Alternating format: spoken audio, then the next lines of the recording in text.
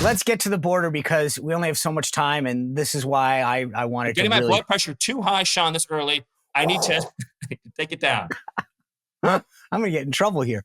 All right. So you were very, I have to clear this up because I don't know where you stand on the border. Let me lead people to read this quote from you. You called it one of the worst bills that we have seen in a long time. It's not tough, and it's only fair to smugglers and cartels who will continue to profit off the disaster Biden created. So it's unclear where you stand on this right here, and I'm hoping we can clear this up. So does that mean you're against it? Sean, I am surprised by little in Washington these days. I was actually stunned by how horrible this bill was. I mean, I've read a lot of immigration bills over the years. It's something of a pastime of mine, Sean. Yes, I'm aware.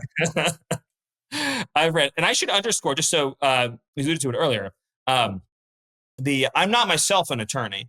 I run a legal nonprofit, but I've devoted years of my life to studying immigration, years and years of my life studying immigration and studying immigration bills. And this bill is spectacularly awful. I'll just give a couple quick examples, just a couple quick ones that will prove the point.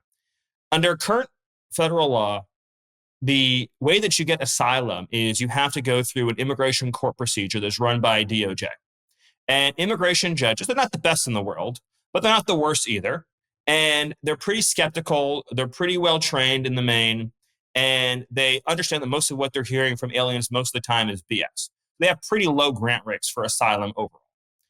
The most radical lefties of lefties in the whole government are the asylum caseworkers at USCIS. So inside DHS, there's a branch called Citizenship and Immigration Services. They do a lot of things, but one of them is they interview illegal aliens to see if they get permission to go into the asylum system. That's all they do.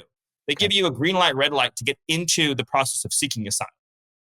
This bill, and I'm sorry if this got a little bit technical, but this bill gives the commies inside DHS who answer only to Mayorkas and nobody else the power to look at an illegal alien, put their finger up in the air and say, you know what?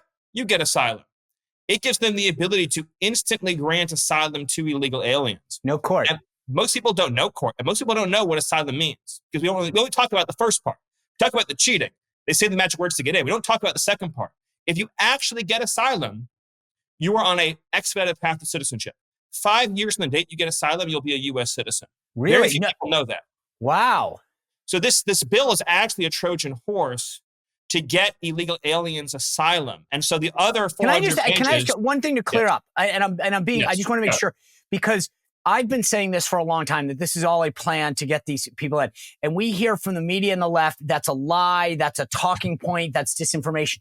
Is there any dispute if I got one of those commies that you're talking about and said, Stephen Miller says that you people under this bill would be able to decide without a court or anyone else whether or not you got asylum and therefore 5 years from now you're a citizen? Does anybody dispute what you just said? No. Okay. No, they don't. I've not heard anyone dispute that. No, my point is that's not an interpretation. That's a fact.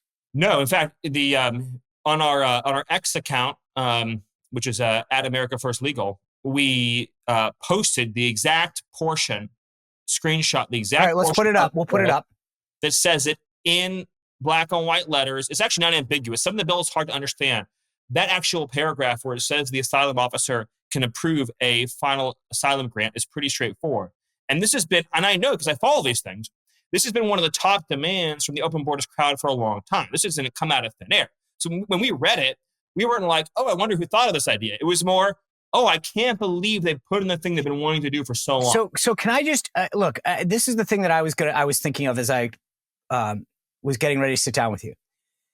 If I am Jim Lankford or the Republican staff, and I know that this has been a big issue for Stephen Miller, and I know that this is a huge issue for President Trump, like any other interest group or outside people, I would pick up the phone, right? And I'd say, hey, Stephen, this is where we are at the bill. I wanted to bounce this off you. What do you think? Right? I mean, we've all done this in our lives because you want to go out and find out the leaders in the field. And you say, hey, just what's your, I want to take your temperature on this.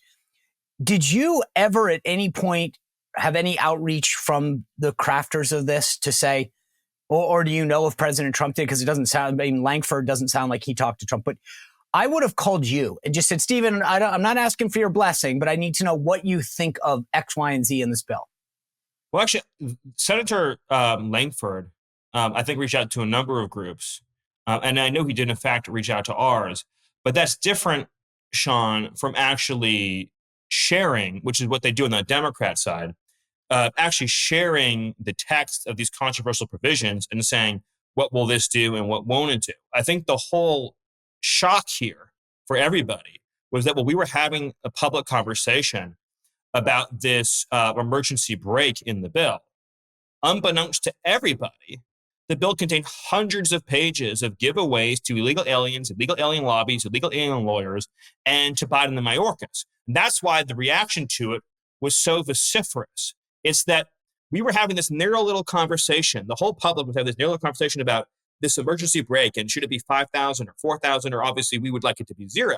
And unbeknownst to the whole country, but the people working on this bill, it was actually, as I mentioned, a Trojan horse for every single Democrat immigration wish list, all stuffed into it, that in every single way would make the border crisis worse, not just now, but forever. And I gave one example, but just as one other quick one, is that it completely guts the now famous statute, Title 42.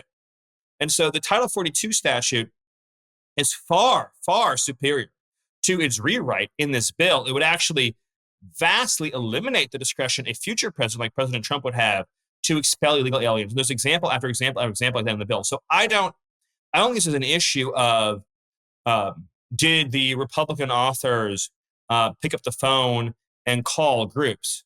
I think the issue is that there were 99% of this bill that was kept a secret from everybody that resulted in the single worst rollout of an immigration bill in the history of the country. Like, I've never seen in my life a bill go out, and within 10 minutes, people open it up and be like, holy crap, every page of this is a flaming pile of garbage. But that's what, I should have probably clarified. There's a difference between reaching out and just say, hey, give us your input.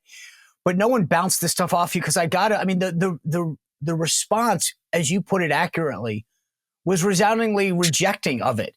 And yet I can't understand how you could think you could craft a bill like this without bouncing it off the key players and saying, hey, this is what we think we're going with. If someone has shown anybody some of the language we're talking about, I mean, and there's in pages and pages of it, but just the examples we talked about, if someone has shown that to anybody, not even in the where I am on immigration, anybody even just sort of in like a little bit to the center of the issue, anybody just not on the left would look at any of that language and said it's a non-starter. So is it worse to keep the current system in place and hope for a President Trump win, or pass this bill and according to some Republicans, make it a little bit better? Or is it that bad? Worse. Is it that bad? Bad? Much worse than current law. Okay. I would say without even a trace of hesitation. But let me ask you this. This is what I found surprising is Brandon Judd, who I've always thought was a hardcore on the border. He wrote that this alone will drop the illegal border crossings nationwide, will allow our agents to get back to detecting and apprehending those who want to cross our borders legally and evade apprehension. So this is the Border Patrol Union, which was highly supportive of President Trump. And I've always thought these guys were hardcore. Came out and basically said, yeah, okay, it's not great, but it's better than nothing. Well, what I would say to that is the Border Patrol Union has always been a bipartisan union. They have a diverse membership. They've supported Democrats and Republicans. They're not party line conservative. They're not party line right wing. They're certainly not party line Republican.